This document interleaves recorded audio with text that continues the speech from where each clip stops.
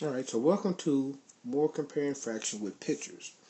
Remember, as fourth graders and as fifth graders and as sixth graders, one of the most useful things you can do with fractions is still draw pictures. That's going to be very important in your fractional development.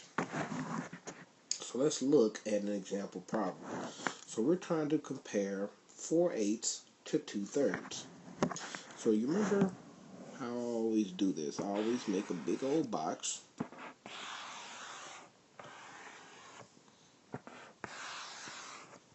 Then I take the box. If I have another color, that's always great. I split the box in half the best that I can. Then one side I'm going to label. The top box I'm going to label 4/8. The bottom box I'm going to label 2/3. The next thing I'm going to do is I'm going to split. I'm going to divide my box into the number of spaces that I need, or the number of equal parts I need. So half,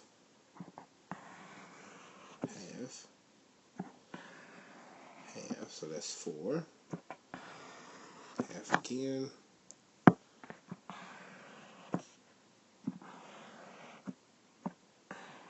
Okay, so now I have 8 parts here.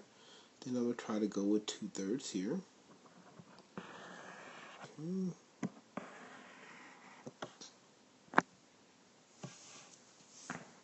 The next thing I'm going to do is I'm going to start to shade in so I can compare.